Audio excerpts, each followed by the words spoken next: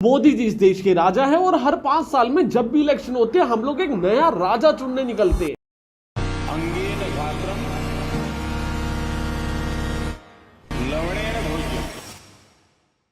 और अगर तुम लोग भी ऐसा ही समझते हो तो मुझे सड़क पे दिख मत जाना, मैं गाड़ी में लठ लेके घूमता हूँ। जोक से पार्ट, अगर तुम लोग सही में ऐसा समझते हो तो इसमें एक्चुअल में तुम्हारी गलती है भी नहीं। हमारे नेता खुद को ट्रीट ही ऐसा करते हैं जैसे इलेक्शन जीतते ही वो राजघराने के वंशज बन गए हो। नरेंद्र मोदी स्टेडियम, इंदिरा गांधी एयरपोर्ट, अरे इंदिरा गांधी ने थोड़ी बनाया। और नरेंद्र मोदी स्टेडियम के ऊपर मोदी जी के पैसे लगे हैं क्या? आपने वहां के ईंटों के पैसे दिए थे, जमीन के पैसे दिए थे, या फिर क्या दिया था आपने? सिर्फ और सिर्फ जब वो स्टेडियम बनाया जा रहा था तब आप लोग पावर के अंदर थे और आपने उस स्टेडियम को खुद के नाम पे ही लॉन्च कर दिया और पैसा सारा का सारा लगा है उसके अंदर जनता का। जब भी कोई भी नेता चुन के आता है ना तो वो देश को ओन नहीं करता है, वो देश के लिए काम करता है। 5 साल के लिए नरेंद्र मोदी जब पीएम बने तो वो उनकी जॉब है। हर महीने उनको 2,35,000 रुपए की सैलरी दी जाती है, जिसके अंदर से उनका बेस फेयर 1 लाख रुपए 62,000 रुपीज डेली अलाउंस है और 1-2 अलाउंस और मिला के 73,000 के एडिशनल अलाउंस मिलते हैं और टोटल सैलरी 2,35,000 रुपए हर महीने मोदी जी को दी जाती है, जिसके बदले वो देश के लिए काम करते हैं। फ्री में तो वो काम कर नहीं रहे हैं और जो भी पैसा खर्चा करके काम किया जा रहा है, किसी भी नेता की बात कर रहा हूं मैं, ना ही मैं किसी एक भी नेता को टारगेट कर रहा, ना ही किसी पॉलिटिकल पार्टी को टारगेट कर रहा, क्योंकि जिसका भी उठा के देखोगे सबने सेम काम कर रखे। तुम लोग एक बार कंसीडर करो कि जो इंडिया है ना वो एक देश नहीं है, वो एक कंपनी है। हर 5 सालों के अंदर इलेक्शन होते हैं जिसके अंदर हम लोग अपना नेता चुन के लाते हैं, तो कंपनी पॉइंट ऑफ व्यू से हम लोग अपना सीईओ चुन के ला रहे हैं, जिसके अकॉर्डिंग हमारे करंट सीईओ है पीएम मोदी। वैसे ही गूगल के करंट सीईओ है सुंदर पिचाई। अभी तुमने सुना है कि एंड्रॉइड का 17 आने वाला, उसका नाम है सुंदर पिचाई 17.1। या फिर लैरी पेज ने कंपनी शुरू की थी, उसका नाम है लैरी पेज 17.1। नहीं ना, कंपनी है, फाउंडर है। ऐसी नेता है, देश है। ये लोग खुद के नाम पे प्रॉपर्टीज बनाना शुरू कर देते जैसे इन्होंने अपनी जेब से पैसा दिया हो। और ऐसा नहीं है कि मैं इस पूरे कॉन्सेप्ट के खिलाफ हूँ, कुछ चीजें मुझे भी समझ आती है। जैसे ऑलमोस्ट हर शहर के अंदर ना एक एमजी रोड होती है, महात्मा गांधी रोड। एक आदमी ने देश को आजाद करवाने के लिए अपनी सारी जी जान लगा दी थी और आउट ऑफ रिस्पेक्ट आप लोग उनके नाम के ऊपर सोसाइटीज, रोड्स और इनके नामकरण कर रहे हो, विच इज फेयर। बट एक आदमी जो पावर के अंदर है, जो जी रहा है, वो खुद को इतना ऊंचा समझने लग जाता है कि भैया मैं तो बायोलॉजिकल ही नहीं हूँ। परमात्मा ने मुझे भेजा है, परमात्मा ने मेरे से काम लेना तय किया है। मेरे नाम पे स्कूल खुलेंगे, मेरे नाम पे स्टेडियम बन जाएंगे। एक नेता जिसका सिर्फ और सिर्फ ये काम है कि उसको जितना भी पैसा एलोकेट किया जाता है उसको बेस्ट पॉसिबल वे से यूटिलाइज करना है। फॉर एन एग्जांपल, आप हेल्थ मिनिस्टर हो तो आपका क्या काम है? हेल्थ मिनिस्ट्री को एक बजट अलॉट किया जाएगा और जो हेल्थ मिनिस्टर होंगे वो उस पैसे को बेस्ट पॉसिबल वे से यूटिलाइज करेंगे। ऐसे नितिन गडकरी क्या करते हैं, उनको रोड के लिए और इंफ्रास्ट्रक्चर के लिए एक बजट अलॉट कर दिया जाता है। अब नितिन गडकरी सर का काम है कि वो इस पैसे को बेस्ट पॉसिबल वे से एलोकेट करे और ये उनकी जॉब है। अगर मैं गूगल में काम कर रहा हूं और मैं मार्केटर हूं, मुझे भगवान थोड़ी मानने लग जाओगे क्योंकि मेरी वजह से गूगल कंपनी बड़ी हुई है। अरे पैसे लेके काम कर रहा हूं मैं। पर एक्चुअल में हमारे नेताओं के पास ना इतनी ज्यादा पावर आ चुकी है, खुद की इतनी वर्शिप करने लगे ना, खुद की खुद ही पूजा करते हैं। और एक आधा नहीं, सारे के सारे इतने इनसिक्योर हो चुके हैं, पूछो मत। एक डेटा बताता हूं, पीछे बेटी बचाओ बेटी पढ़ाओ योजना लॉन्च की गई थी। उसके अंदर 2016 से लेके 2019 तक 446 करोड़ रुपीस इन्वेस्ट किए गए, जिसके अंदर से 352 करोड़ रुपीस सिर्फ और सिर्फ एडवर्टीजमेंट पे खर्चे गए। और हर एडवर्टीजमेंट में क्या होता था, पीएम मोदी जी की फोटो। 2014 से लेके 2022 तक टोटल 740 करोड़ रुपए खर्चे गए थे, जिसके अंदर से 401 करोड़ रुपए सिर्फ और सिर्फ एड के ऊपर खर्चे गए थे। और इस डेटा को ना क्रिटिसाइज करने वाले 1000 लोग आ जाएंगे, भाई आज का डेटा बता, कल का डेटा बता, ये जरूरी था, ये था, वो था। पर ना तुम एक बार कॉन्सेप्ट समझो। अभी पीछे क्या हुआ, केजरीवाल ने ना दिल्ली के अंदर काफी सारे कैमरास इंस्टॉल करवा दिए थे। रेखा गुप्ता की सरकार आई, रेखा गुप्ता ने क्या किया, कैमरास के ऊपर ना खुद के पोस्टर लगवाने शुरू कर दिए कि भैया ये कैमरास ना रेखा गुप्ता सरकार ने लगवाए। एक ऑलरेडी एग्जिस्टिंग कैमरास के ऊपर रेखा गुप्ता सरकार ने अपने खुद के पोस्टर्स लगवा दिए हमारे पैसों से, और उसका खर्चा बाद में मार्केटिंग बजट में डाल दिया जाएगा। ये क्रेडिट देखिए, क्रेडिट खोर सरकार के बारे में बात कर रहे हैं। ये देखिए,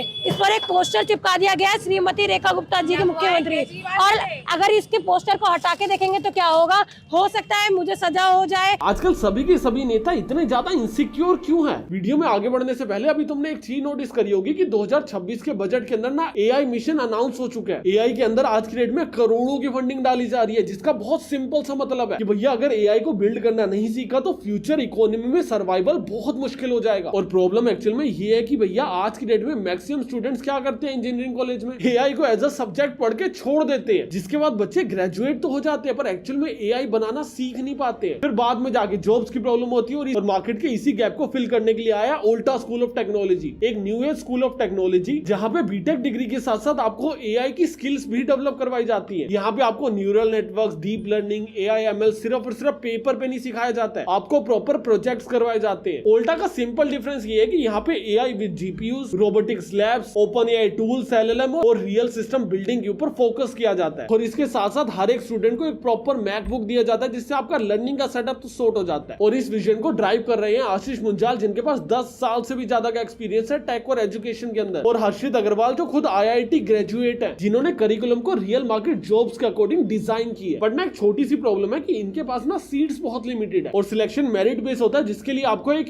ASAT टेस्ट भी देना होता है। और यही एग्जाम 25 फरवरी को होने वाला है, जिसके अंदर अप्लाई करने की लास्ट डेट 24 फरवरी है। तो लिंक तुम्हें मेरे डिस्क्रिप्शन और पिन कमेंट के अंदर मिल जाएगा। और अभी हम लोग वीडियो के ऊपर वापस चलते हैं। जब तक जनता उनकी वर्शिप नहीं कर रही होती, एकदम हाथ नहीं जोड़ रही होती, तब तक इनको सेटिस्फेक्शन क्यों नहीं होती है। दूसरों को तो बाद में ये लोग खुद ही चीज रियलाइज नहीं करते कि भैया जो चीज आप लोग कर रहे हो वो एक जॉब है, और आपकी जॉब तो परमानेंट भी नहीं है, 5 साल बाद हटा दिए जाओगे अच्छा काम नहीं करोगे तो। और ऐसा नहीं है रेखा गुप्ता सरकार आई है और वो ये काम करिए, भाई केजरीवाल ने भी बहुत सारा पैसा खर्चा एडवर्टीजमेंट पे। जब केजरीवाल की सरकार थी ना, तब आप लोग दिल्ली के अंदर घुस के देखो, हर जगह पे केजरीवाल के पोस्टर। आज की डेट में दिल्ली में घुस के देखो, हर जगह पे रेखा गुप्ता और मोदी जी के पोस्टर। तुम लोगों को हर पेट्रोल पंप के ऊपर मोदी जी के पोस्टर मिल जाएंगे, वो भी तुम्हारे ही पैसों से लगे। एंड ऑनेस्टली बताऊं ना, ये चीज ना काफी ज्यादा नॉर्मलाइज है, और ये चीजें मैं भी नॉर्मलाइज कर चुका था। आई बी लाइक यार डेली का ही तो है, देखते आ रहे, कोई ऑब्जेक्शन होता ही नहीं है अब इन चीजों पे। बट ना मुझे एक चीज से प्रॉब्लम हुई, और बहुत गंदी प्रॉब्लम हुई। अभी दिल्ली के अंदर ना अटल कैंटीन शुरू हुई और मैं इसके ऊपर एक स्टिंग ऑपरेशन कर रहा था। मैंने क्या किया, मैंने जोमेटो के कपड़े डाले और वहां पे जाके ना प्रॉपर खाना खा के देख रहा था कि भैया कैसा अरेंजमेंट है और कैसा नहीं है। वीडियो आ जाएगी उस टाइम में, तुम लोग सब्सक्राइब करके रखो, बहुत क्रेजी वीडियो शूट करिए, थोड़े टाइम में आएगी। बट जब मैं ये वीडियो शूट करने गया था ना, मैं एक अटल कैंटीन के अंदर खड़ा था और वहां पे ना वहां के लोकल विधायक आ गए। आई बी लाइक भाई बहुत अच्छी बात है कि भैया आगे सर्वे कर रहे हैं कि चीजें सही चल रही है या फिर नहीं चल रही है। अभी विधायक जी अंदर एंटर करते और एक गरीब से पूछते हैं, हाँ खाना कैसा लगा।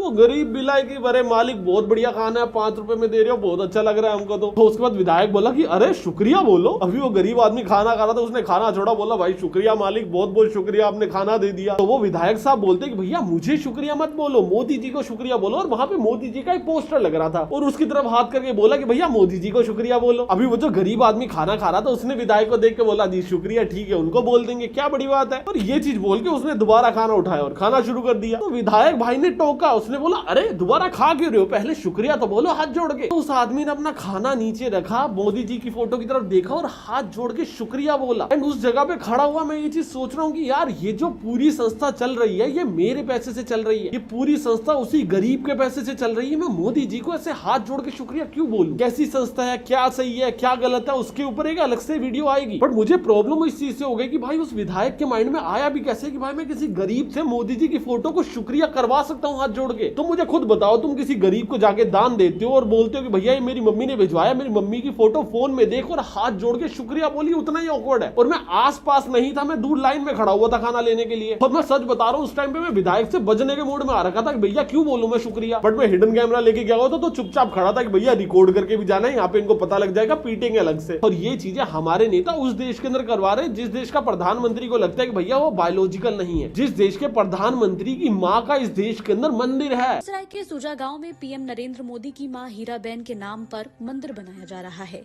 लोगों ने ही चंदा इकट्ठा किया और गांव में बने 2 मंजिला सामुदायिक भवन के ऊपर हीराबेन मंदिर का निर्माण करा दिया। देखो यार, मेरा इसके ऊपर कोई ओपिनियन नहीं। अगर आप लोगों को लगता है कि मंदिर बनाना सेंसेबल है तो ठीक है भैया, बनाओ, 5-6 बनाओ, 60 बनाओ। पर मेरा एक आर्ग्यूमेंट है छोटा सा कि भैया मंदिर शायद भगवान के लिए, एंड मोदी जी की मम्मी जी को डेफिनेटली रिस्पेक्ट मिलनी चाहिए, वो काफी बड़े हैं हमसे, हमको आदर प्रणाम करना चाहिए। अभी वो नहीं है इस दुनिया के अंदर, हमको उनके बारे में बुरा भी नहीं बोलना चाहिए। बट मंदिर बनाना, आई मीन बाकी तुम पे भाई, तुमने चंदा इकट्ठा करके बनाया था, जिसने चंदा दिया था उसकी पूरी चॉइस है, तुम लोग कुछ भी बना सकते हो, राइट। तो अगर तुमने अपने पैसे से कुछ भी बनाया, मेरा कोई भी हक नहीं बनता बोलने का, पर मेरा इस चीज के ऊपर बोलने का बहुत हक बनता है कि भैया जो नरेंद्र मोदी स्टेडियम या फिर इंदिरा गांधी एयरपोर्ट बना था, वो इंडियन स्टेडियम या फिर इंडियन एयरपोर्ट होना चाहिए था। और अगर तुम लोगों को जेन्युइनली किसी को क्रेडिट देना ही है ना, अगर तुम लोगों को लगता है कि यार ये हस्ती ना बहुत महान रही है, for an example Sardar Vallabh भाई पटेल की आपने स्टैचू बनवा दिया, उसके अंदर कोई भी कमी नहीं है। तुम लोग मुझे बताओ, कोई भी ऐसा नेता जो एक गद्दी के ऊपर बैठ के एक एसी रूम के अंदर बैठ के सिर्फ और सिर्फ ऑर्डर पास कर रहा है कि हाँ भाई सरकारी पैसे को इस जगह पे खर्च दिया जाए। उस आदमी का हक बनता है एक स्टेडियम का नाम बनने का, या फिर एक ऐसा सोल्जर जो बॉर्डर के ऊपर खड़ा था और शहीद हो गया। एक बार मैं शहीद बोल रहा हूँ ना, चीजें बहुत सुनने में नॉर्मल लगती है और छोटी सी लगती है कि हाँ भाई हो गया होगा शहीद। एक ऐसा इंसान जिसने देश के लिए अपनी जान दे दी और अब वो नहीं है, उसका परिवार है पीछे और जैसे तैसे करके जिंदगी काट रहा है, पर वो आदमी नहीं है अभी। एक आदमी ने देश के लिए अपनी जान दे दी, वो ज्यादा उस नाम का हकदार है या फिर वो आदमी जो सिर्फ और सिर्फ एक गद्दी पे बैठा अपनी नौकरी कर रहा है। और अगर तुम लोग प्रैक्टिकली देखोगे ना तो ये वर्शिप बहुत गलत है। अभी किसी देश की एक वीडियो आ रही थी जिसके अंदर एक प्राइम मिनिस्टर जाके ना किसी कैफे के अंदर बैठ जाता है और वो जो कैफे का ओनर होता है उसको प्राइम मिनिस्टर पसंद नहीं आता, वो अपने प्राइम मिनिस्टर को भगा देता है कि चल साले निकल यहाँ से, मुझे तो पसंद ही नहीं है। ना ही उसके ऊपर बुलडोजर चढ़ा, ना उसको गुंडों ने पीटा, ना उसके ऊपर थ्रेट कॉल्स आए। और ये चीजें एक डेमोक्रेसी के अंदर होनी मैंडेटरी है, ऐसा नहीं ऑप्शन है या फिर हो गया होगा गलती से, होनी ही होनी चाहिए, ऐसा ही होता है। और हम लोग दुनिया की सबसे बड़ी डेमोक्रेसी, फ्लोट डेमोक्रेसी लेके घूम रहे हैं। समझो एक ऐसा आदमी जिसके पास इस देश को चलाने की पावर है ना, उसको ग्राउंडेड होना बहुत जरूरी है। और जब जब आपको कांस्टेंट पावर मिलती रहती है ना, आप ग्राउंडेड होना बंद कर देते हो। आप लोग कभी भी पीएम मोदी के ना 2013 के इलेक्शन चलाओ जब वो ओपोजिशन के अंदर थे, और आज की डेट में उनकी अब की वीडियो चला दो, ऐसा लगता है 2013 के पीएम मोदी खुद ही को रोस्ट कर रहे हैं। जब आपकी ओपोजिशन वीक होती है, जो पार्टी पावर के अंदर होती है, उसको पता होता है कि भैया मैं ही आने वाला हूँ, मोदी नहीं तो कौन, मोदी नहीं तो कौन, पूरी मीडिया मेरी जेब में है। जब उसको ये चीजें पता होती है ना, तो वो लोग देश के लिए काम नहीं करते, वो खुद की ईगो को सेटिस्फाई करने के लिए काम करते हैं। और ऐसा नहीं कि सिर्फ और सिर्फ बीजेपी सरकार कर रही है, कांग्रेस सरकार ने भी बहुत किया है। जवाहरलाल नेहरू, इंदिरा गांधी और राजीव गांधी, इनके नाम पे जितने भी एसेट्स बनाई जा चुकी है ना, उसकी टोटल वर्थ 1 लाख करोड़ से ज्यादा है। और एक रिपोर्ट के अकॉर्डिंग इनके नाम पे 450 से ज्यादा गवर्नमेंट स्कीम्स हैं, 39 से ज्यादा यूनिवर्सिटीज है, 74 से ज्यादा पार्क्स हैं और 98 से ज्यादा एजुकेशनल इंस्टीट्यूट्स हैं। और ये इनके नाम पे इसलिए बनाया गया क्योंकि भैया इनके लोग पावर के अंदर थे, तो अपने ही नाम पे चकवाते गए। क्योंकि इंडिया के अंदर पहले से चलता आ रहा है कि भैया जो पावर में आएगा वही अपना राज चलाएगा। केजरीवाल ने अपने टेन्योर के अंदर मोहल्ला क्लिनिक बना रखे थे, रेखा गुप्ता आई, मोहल्ला क्लिनिक के नाम चेंज कर दिया और आरोग्य मंदिर बना दिया। क्यों नाम चेंज किया भैया? नाम चेंज करने में तो बहुत पैसा लगेगा, सिर्फ और सिर्फ इसलिए नाम चेंज किया गया क्योंकि भैया जो मोहल्ला क्लिनिक बनाए गए थे पूरा पूरा कॉन्सेप्ट ही केजरीवाल का था। तो अगर आज की डेट में रेखा गुप्ता उस कॉन्सेप्ट को फंड करेगी तो भैया क्या होगा? केजरीवाल के कॉन्सेप्ट की प्रमोशन होगी। और अभी बीजेपी गवर्नमेंट पावर में आ चुकी है, तो भैया केजरीवाल की प्रमोशन क्यों की जाए? तो हम लोग नाम बदलेंगे, उसको अलग से मार्केट करेंगे, हजारों करोड़ों रुपए उसकी मार्केटिंग के ऊपर लगाएंगे। क्यों? ये वही पैसा जो तुम्हारे वेलफेयर के लिए स्पेंड होने वाला था, ये उनकी ईगो को सेटिस्फाई करने के लिए स्पेंड होगा। पर मैंने पहले भी बताया था, सरकारों का काम पैसे को बेस्ट वे से यूटिलाइज करना होता है। बस उनका काम होता है फ्यूचर प्रोजेक्शंस को देखना और जितना ही पैसा सरकार ने कलेक्ट किया है उस पैसे को बेस्ट वे से यूटिलाइज किया जाए जिससे देश आगे बढ़े। और हमारी इंडियन पॉलिटिक्स में कोई भी पार्टी उठा लो, हमारे देश के लिए कोई काम करने के लिए राजी नहीं है, सबके सब अपनी खुद की पार्टी के लिए काम करते हैं। तुमने वो वीआईपी कल्चर भी देखा होगा ना कि भैया सड़कें चौक कर दी जाती हैं, उन रास्तों को पहले से ही चौक कर दिया जाता है रेड लाइट्स के ऊपर, जहां से नेताजी अगले 15 मिनट बाद गुजरने वाले। और उसको क्यों चौक कर दिया जाता है पता है? इसलिए नहीं क्योंकि उनकी सिक्योरिटी है, सिर्फ और सिर्फ इसलिए क्योंकि नेताजी ना ट्रैफिक के अंदर नहीं फंसना चाहते। नेताजी का टाइम बहुत इंपॉर्टेंट है, तुम लोग तो गांडू हो, सिर्फ और सिर्फ नेताजी का टाइम इंपॉर्टेंट है। तो जब नेताजी एक लोकेशन से दूसरी लोकेशन पे जाएंगे ना, तो उनको ट्रैफिक नहीं चाहिए, तो नेताजी हमारे पूरी की पूरी सड़क को जाम करवा देते हैं। अगर कोई पीछे एम्बुलेंस में पड़ा मर रहा है तो भाई ये तो उसकी गलती ना, जब नेताजी को निकलना था वो बीमारी क्यों पड़ा। अगर किसी बच्चे की डिलीवरी होने वाली है तो भाई पूरी की पूरी गलती महिला की है, थोड़ा देर रोक के रखना चाहिए था क्योंकि अभी नेताजी गुजरेंगे यहाँ से। और ये वही नेताजी है जिन्होंने आपका भला करने की कसम खाई थी। और हर कोई नेता आएगा बोलेगा भैया ये वीआईपी कल्चर तो गलत है, हमको पावर मिलाओ, हम हटा देंगे। पर हटाता कोई नहीं है, क्योंकि जब दूसरा आदमी पावर के अंदर आता कहता है यार ये तो मजेदार चीज है, वीआईपी कल्चर को तो रहने देंगे, ना हमको टोल भरना पड़ता, ना हमको कहीं भी रुकना पड़ता, ना कोई ट्रैफिक होता, सड़कें तो हमारी खुद ही की है क्योंकि हम लोग जॉब थोड़ी कर रहे हैं, हम लोग राजा हैं। और यही उन नेताओं की सोच बनती जा रही है। तुम लोग कितने भी नेता बदल लो, कितनी भी सरकारें बदल लो, हर सड़क 3 बार बनेगी। सबसे पहले सड़क बनेगी, फिर आगे उसको खोदेंगे, उसके बाद उसमें पाइपलाइन बिछेगी, फिर दोबारा सड़क बनाएंगे, फिर दोबारा खोदेंगे, फिर उसमें सीवेज लाइन बिछेगी, फिर दोबारा सड़क बनाएंगे। और एक सड़क बनने में 5 साल लग जाएंगे। क्यों लगेंगे? क्योंकि भैया एक सड़क को 3 बार बनाया जाएगा और तीनों बार टेंडर दिया जाएगा और तीनों बार टेंडर में स्कैम होगा। जिस पैसे से 3 सड़कें बनाई जा सकती थी उससे सिर्फ एक बनेगी और वो भी कॉम्प्रोमाइज होगी। उसके अंदर भी काफी लोगों ने पैसा खाया होगा। आप लोगों को इंडियन सड़कों की हालत तो पता ही है। अभी ना इस चीज को इस लेंस से देखो, अगर तुम लोग कहीं पे जॉब करते हो और कंपनी ने तुम्हें एक लैपटॉप दे रखा है, तुमने कल को वो लैपटॉप घुमा दिया तो तुम लोग कंपनी को लैपटॉप वापस करोगे ना? तुम्हारी रिस्पॉन्सिबिलिटी थी ना, लैपटॉप कंपनी ने काम करने के लिए दिया था ना, आपने कैसे घुमा दिया या फिर आपने तोड़ दिया, गिरा दिया, खराब कर दिया, आपकी रिस्पॉन्सिबिलिटी है सर। कंपनी थोड़ी आपको बार बार नया लैपटॉप लेके देती रहेगी। ऐसे ही जब हमारे नेता 100 करोड़ रुपए के पुल गलत बना देते तो भैया इनसे अकाउंटेबिलिटी कोई क्यों डिमांड नहीं करता? क्यों नेताजी से नहीं पूछा जाता कि भैया जो 100 करोड़ रुपए आपने बर्बाद कर दिया ये वापस कब दे रहे हो? ऐसे ही जब हमारे नेता 100 करोड़ रुपए के पुल गलत बना देते तो भैया इनसे अकाउंटेबिलिटी कोई क्यों डिमांड नहीं करता? क्यों नेताजी से नहीं पूछा जाता कि भैया जो 100 करोड़ रुपए आपने बर्बाद कर दिया ये वापस कब दे रहे हो? हर इलेक्शन के अंदर झूठे वादे किए जाते हैं और हर इलेक्शन के 6 महीने बाद ही हर वो आदमी पछताने लग जाता है कि भैया 5 साल इसी आदमी के साथ फंस गया, मैं दोबारा इसको चेंज भी कर लूंगा, दूसरी सरकार आएगी उसमें फिर 5 साल फंस जाऊंगा। इनके तरीके ही ऐसे होते हैं, जीतने के 6 महीने तक काम करते हैं, उसके बाद 2.5-3 साल गायब हो जाते हैं, फिर जब इलेक्शन होने वाले होते हैं 1.5 साल फिर काम कर देते हैं, बीच में 3 साल ऐसे अधमरों की तरह गायब हो जाते हैं जैसे देश में रह ही ना रहा हो। इसलिए ना मैंने अपनी एक पुरानी वीडियो के अंदर बोला था कि भैया हर साल इलेक्शन होने चाहिए। और अभी तुम्हें लगेगा कि यार हर साल इलेक्शन करोगे इतना सारा पैसा वेस्ट होगा, ये होगा वो होगा। इतने बड़े लेवल पे इलेक्शन अनाउंस होने ही नहीं चाहिए और करने अलाउड भी नहीं होने चाहिए। और अगर कोई नेता काम नहीं कर रहा है तो उसको हटाने का भी प्रावधान होना चाहिए हमारे पास। और ये चीज मैंने पीछे एक वीडियो के अंदर बोली थी और यही चीज को राघव चड्ढा ने भी उठाया है। मैंने पार्लियामेंट की उनकी एक स्पीच देखी थी जिसके अंदर उन्होंने उठाया था। मैं ये नहीं बोल रहा कि भैया मेरी वीडियो को देख के उठाया, ओपिनियन सेम हो सकते हैं, पर मेरे को बहुत अच्छा लगा ये चीज देख के कि भैया जो चीज मैं सोच रहा था वो राघव चड्ढा ने पार्लियामेंट में रखी। और अभी तुम्हें यहाँ तक आने के बाद लगेगा कि यार क्या चीज गलत है हमको बताया, पर सही कैसे होगा। और सच बताओ सही करना बहुत मुश्किल नहीं है, अकाउंटेबिलिटी से एकदम सही हो जाएगा। देश चलाना जितना मुश्किल लगता है ना उतना है नहीं। मैंने तुम्हें 1-2 वीडियो दिखाता हूँ, सबसे पहले तुम वो वीडियो देखो और बताओ कि इसमें गलत कौन है।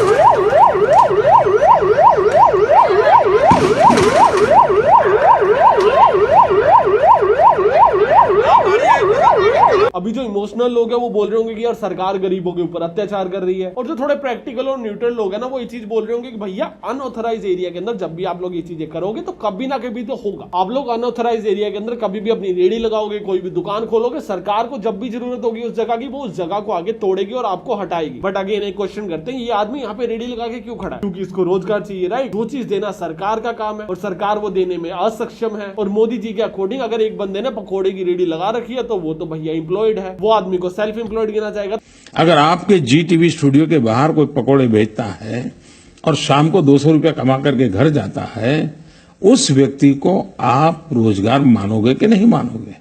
तो मोदी जी के अकॉर्डिंग ये जो बिजनेस है ये अप्रूव्ड बिजनेस है, तो अगर ये अप्रूव्ड बिजनेस है तो इसकी रेडियो को क्यों तोड़ा जा रहा है? सरकार से उम्मीद करी तो पेपर लीक हो जाते हैं, खुद से उम्मीद करी तो रेडियो टूट जाती है। एक आदमी क्या करे आप मुझे ये बताओ। मान लिया कि आपको वो जगह को यूज करना है, और जो आदमी खुद का रोजगार खुद बना के बैठा है उससे रोजगार छीनना कहाँ का जस्टिस है? अगर आपको इस जगह को यूज करना है तो कोई और जगह दो, उसको बोलो कि भैया वहां पे एक ऑथराइज मार्केट है, तेरी जितनी भी रेडियो यहाँ लगी हुई सारी की सारी रेडियो को वहां पे जगह दूंगा, एक मार्केट बना के दूंगा, उसके अंदर लोग आएंगे। तू मेरे से काम मांग नहीं रहा है, खुद से काम कर रहा है, तेरा काम नहीं छीनूंगा। अब जिसकी तुमने रेडी छीन ली ना वो आदमी क्या करेगा? वो मर जाएगा क्या? 80 करोड़ लोगों को तुम लोग बिठा के रोटियां खिला रहे हो, पहले सूखी रोटी दे देते हो, फिर अटल कैंटीन खोल देते हो, फिर गीली रोटी भी देने लग जाते हो। नाकारा लोग बनाए जा रहे हो, भरे जा रहे हो। हमारे देश की पॉपुलेशन सबसे ज्यादा है, यूथ हमारा स्ट्रेंथ है, अरे घंटा स्ट्रेंथ है ये तुम्हारा, इतना खोखला यूथ है, कुछ नहीं आता इसको। हर साल 15 लाख इंजीनियर पास आउट करते हैं, जिसके अंदर से जो सिर्फ जॉब से वो 2.5 लाख इंजीनियर्स के लिए, और उसकी 50% फील होती है। 15 लाख लोगों में से हर साल जरूरत 2.5 लाख लोगों की है, फिर भी हायर सिर्फ 1.5 लाख लोग किए जा रहे हैं, क्योंकि 1 लाख लोग और ज्यादा काबिल मिल ही नहीं रहे हैं। खोखला यूथ लेके घूमे जा रहे हैं, हर किसी के पास डिग्री है, क्या करे इसका? और सरकार हमेशा इजीएस्ट पे परोसेगी, सरकार हमेशा वही चीज करेगी जिससे आपको मजा आए। पर एक्चुअल में सरकार का काम क्या? मजे देना नहीं है आपको बिठा के, आपको काबिल बनाना है, आपको योग्य बनाना है। लाडली बहन योजना के अंदर ये दे दूंगा वो दे, अरे भाई काम करो, उसको शिक्षा दे दो ढंग की, बहनों को फ्री बस की टिकटें, भैया को ये भैया को वो, अरे भाई पढ़ा दो इनको अच्छे से। आपके घर में फ्री बिजली दे देंगे, फ्री पानी दे देंगे, हमको वोट दो हमको, अरे फ्री बीज बांट बांट के तुमने देश को खोखला कर रखा है। वही पैसा लोगों को काबिल बनाने के ऊपर लगा दो। चाइना को देख लो, उसने सी टर्टल स्ट्रेटेजी अपनाई थी। उसने क्या किया? अपने देश के अंदर लोगों को हाईएस्ट एजुकेशन दी फ्री के अंदर, उसके बाद सभी को भेज दिया यूएस के अंदर काम करने के लिए। और जब वो लोग यूएस के अंदर काम करके सीख गए, उनको वापस अपने देश में बुला लिया और अपने देश के अंदर कंपनी शुरू कर दी। भर भर के स्कीम्स दी कि भैया अपने देश के अंदर वापस आके काम करो, हम लोग तुम्हें सपोर्ट करेंगे। और अपना देश देख लो, कोई आदमी बाहर चला जाए मुड़ के वापस आता नहीं है। बहुत सिंपल स्ट्रेटेजीज है जिसको छोटे लेवल पे हर फाउंडर इंप्लीमेंट कर रहा होता है। मैं तुम्हें एक एग्जांपल देता हूं, मैं क्या करता हूं, तो मैं ना अपनी कंपनीज के अंदर जो भी एम्प्लॉइज हायर करता हूं ना, कंटेंट क्रिएशन में स्पेशली, चाहे वो एडिटर हो, राइटर हो या कोई भी फील्ड से हो, मैं 1-1.5 हफ्ता, 2 हफ्ता, 3 हफ्ता, 4 हफ्ता कभी उसका काम यूज में लेता ही नहीं हूं। मैं उसको पहला महीना ऑलमोस्ट फ्री में बिठा के सैलरी देता हूं कि भैया तेरा काम यूज में नहीं लूंगा, तू सीख, कितनी मर्जी सैलरी पे आ रहा हो, तू मेरा स्टाइल सीख, जब तू परफेक्ट हो जाएगा तभी तेरा काम यूज करूंगा। जब वो काबिल बन जाएगा फिर वो मेरे लिए एक एसेट बन जाएगा। और मैंने क्या किया, जब उसको 1 महीना फ्री के अंदर सैलरी दी, वो पैसा वेस्ट किया नहीं, उसको काबिल बनाया जिससे कल को वो मेरे काम आ सके, उसको कंपनी का एक एसेट बना दिया। और यही चीज तो सरकार को करनी है। सोचो ये जो बंदा भी मैं हायर करके लाया उससे काम भी ना करवाऊं और उसको मुफ्त में खाना पीना भी देता रहूं, वो तो और ज्यादा खोखला बन जाएगा ना। और यही सरकार कर रही है। अच्छे स्कूल्स बनाओ, एजुकेशन को अच्छा करो, एआई को इंप्लीमेंट करो, और ये चीजें करनी कोई बहुत मुश्किल नहीं है सर। और हम लोगों के साथ ना एक धोखा हुआ और तुमने ना वो चीजें नोटिस नहीं करी है। मैं ना पीछे किसी के मुंह से सुना था, मेरे को ना बस उसका नाम नहीं याद, उसने बोला था Modi is a lost opportunity. जो काम मोदी कर सकता था ना वो इस देश का कोई भी आने वाला प्रधानमंत्री कर पाएगा या फिर नहीं कर पाएगा हमें नहीं पता। देखो पॉलिटिकल बिल्कुल बिल्कुल नहीं होते। एक प्रैक्टिकल सिनेरियो के ऊपर बात करते हैं। मोदी जी ने आगे बोला भैया नोट बंद कर रहा हूं, आधे से ज्यादा देश ने सवाल तक नहीं किया। मोदी जी ने आगे बोला कि भैया कोविड हो गया, थाली बजाओ, लोगों ने बजाई। मोदी जी ने बोला दिया जलाओ, लोगों ने जलाई। इस लेवल का कट्टर फैन बेस, लोग पागल है मोदी के पीछे। मोदी जी जब पावर के अंदर थे ना, ये आदमी जो बोलता ना लोग करते। बट फॉर्चुनेटली अनफॉर्चुनेटली तुम जिस भी तरीके से इसके देखो, लाइफ टाइम तक मोदी जी देश के प्रधानमंत्री नहीं रह सकते। पावर चेंज होगी, एक दिन राहुल गांधी भी आएगा। अब आएगा, 10 साल बाद आएगा, 50 साल बाद आएगा, पता नहीं पर आएगा। बट क्या लोग उसके ऊपर इतना भरोसा करेंगे? बट अगर वो चीजें करना भी चाहेगा तो क्या वो इस लेवल पे करने की क्षमता रखेगा? जिस लेवल की पावर मोदी जी के पास थी, क्या वो किसी और ऑपोजिशन नेता के पास या प्राइम मिनिस्टर के पास होगी? देश के अंदर 2014 से पहले क्या हुआ था कि इसका कितना कट्टर फैन बेस था, मुझे वो चीजें नहीं पता। जब से मुझे पॉलिटिक्स समझ आई है, 2010 चल रहा था और 2014 के अंदर जो वेव केजरीवाल को लेके और पीएम मोदी के नाम पे आई थी, वो कहीं नहीं आई पहले। एटलीस्ट 2010 से लेके 2014 के बीच में तो नहीं आई, और 2014 से लेके आज 2026 हो चुके हैं। ऑलमोस्ट 12 साल हो चुके हैं पीएम मोदी को। और आप लोग डेफिनेटली उनकी 10 चीजें अच्छी गिनवा सकते हो और 10 चीजें बुरी गिनवा सकते हो, और वो आर्ग्यूमेंट ही नहीं है। आर्ग्यूमेंट सिर्फ इतना सा है कि Modi is a lost opportunity. इस देश को मोदी चाहिए था उस टाइम पे, और इस देश को मोदी अच्छा काम करता हुआ चाहिए था। जब आप अपनी जनता को ट्रेन करते हो ना, तो उनको डिफिकल्टी आती है। मेहनत करना सबके लिए टफ है। कल को राहुल गांधी आगे बोलेगा ना मेहनत करो, लोग बोलेंगे यार हमें लूट के खा रहा है। मोदी जी आगे बोलते ना शुरू में कि भैया मेहनत करो, लोग नहीं बोलते, क्योंकि उस टाइम पे इस आदमी का हो रहा था जो अभी काफी हद तक कम हो चुका है। पर ये आदमी मानो या ना मानो एक बहुत क्रेजी इन्फ्लुएंशियल पावर लेके बैठा था, और इस ओरा का सही तरीके से यूटिलाइजेशन ना होने की वजह से इस देश को फर्क पड़ा है। तो उल्टा स्कूल ऑफ टेक्नोलॉजी को चेकआउट करना बिल्कुल मत भूलना। लिंक तुम्हें डिस्क्रिप्शन और पिन कमेंट के अंदर मिल जाएगा, और मैं तुमसे मिलता हूँ एक अगली वीडियो में। तब तक के लिए बाय।